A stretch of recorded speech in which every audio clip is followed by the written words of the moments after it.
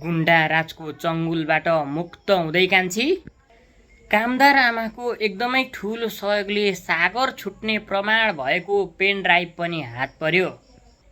आमा भनेको आमा नै हो। एउटा नारी भएर अर्की नारीको पीडा बुझ्न सफल, आफ्नो ज्यानको परवाह नगरिकन पनि उसलाई सहयोग गर्न सफल आमाको चौतर्फी चर्चा परिचर्चा र प्रशंसा। कान्छीकै गाउँमा गएर बिहे गर्ने भन्ने सोच बनाएको सपना देखेको गुन्डा डरैडरको भुमरीमा फस्यो र आफ्नै घरमा पण्डितलाई समेत कब्जामा राखेर रङ्ग्याइदियो कान्छीको सिउँदो। नचाहँदै पनि कुनै पनि हालतमा केही गरी पनि उम्किन सकेनन् त्यस घटनाबाट कान्छी। दोस्रो पटक पनि आफ्नो प्राणभन्दा प्यारो श्रीमानले रङ्ग्याइदिएको सिन्दुर रङ्गिँदै गर्दाखेरि सम्झनामा आँखाभरि आँसु पार्दै बक्कानिँदै रोइन् कान्छी। कान्छीको इच्छा विपरीत भावनामा खेल्ने त्यस गुन्डालाई कारबाही हुनुपर्छ आम दर्शकहरूको भनाइ।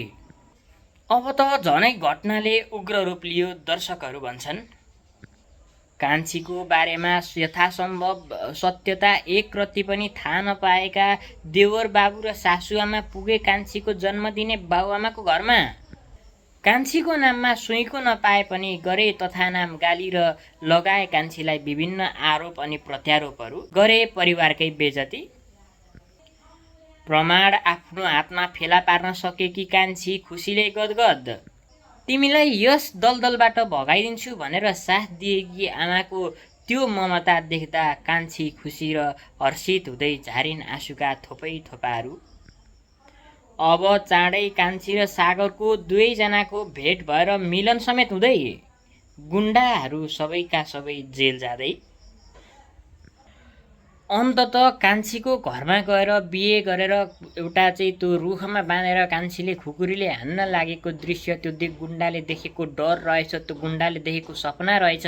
यदि मैले कान्छीलाई लिएर उसको घरमा गएर चाहिँ बिहे गरेँ भने चाहिँ मलाई यस्तो समस्या पर्ने रहेछ भनेर उसले डरले थुरुरु भएर देखेको सपना रहेछ। त्यो सपना अन्ततः उसको सपना असफल नै रह्यो।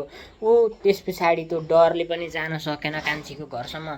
यदि जाने र हिम्मत गरेको थियो भने पनि त्यो रहने थिएन, किनकि कान्छी र सागरलाई छुटाउनका लागि उसले जे जति पनि हरकत र हत्कण्डा अपनाएको थियो त्यो कुनै पनि हालतमा कुनै पनि तवरले त्यसलाई चाहिँ परिपूर्ति हुन त सक्दैन। त्यसलाई जेल हाल्नेदेखि लिएर त्यसलाई अन्त्य गर्नेसम्मका घटनाहरू सबै दर्शकहरूले हेरिरहँदाखेरि छिमेकीले उसलाई चाहिँ सिद्ध्याइदिन्छन् भन्ने उसले थाहा पाएपछि, सुइँको पाएपछि आफ्नै घरमा पण्डितलाई समेत किडन्याप गरेर भए पनि, पण्डितलाई समेत पैसाले किनेर भए पनि नचाहँदै एक पहिले नै अग्रिम रूपमा चाहिँ कसैकी दुलै भइसकेकी मान्छेलाई, छोराछोरी भइसकेकी आमालाई ल्याएर चाहिँ सिउँदो रङ्ग्याउनका लागि हतोत्साहित भएको त्यो गुन्डाको अब अन्त्य हुँदैछ।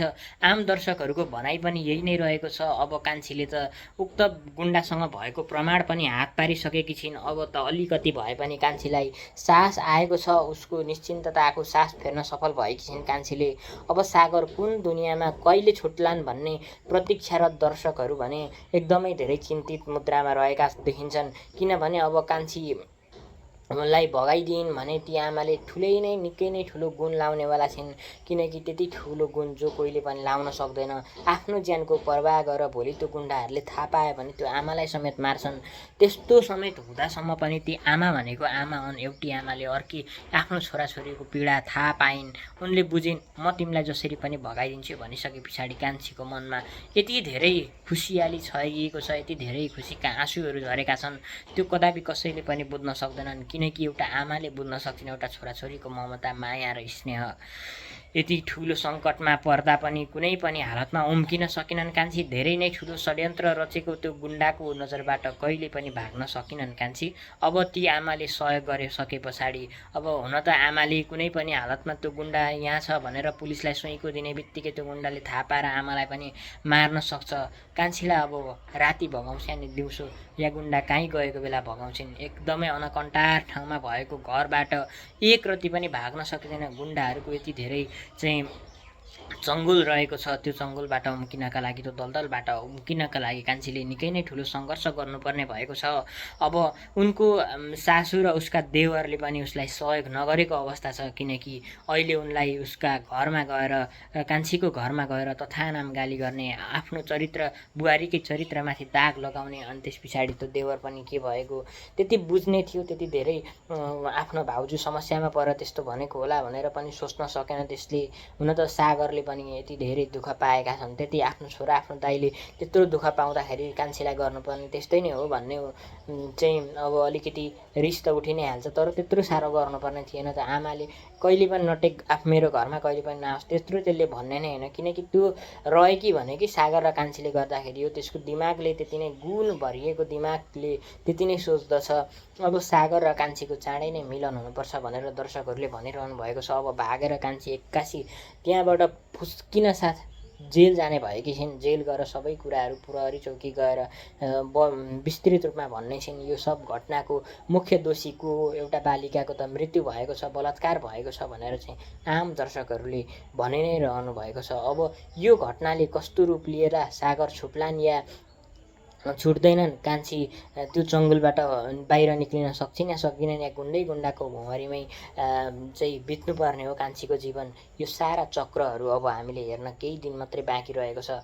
अब कान्छी सिरियल यस्तो मोडमा पुगेको छ कि यति धेरै चिन्ता र यति धेरै चाहिँ समस्याहरूको बिचमा चाहिँ यस्तो खाडलभित्र फस्न पुगेको छ कान्छी सिरियल।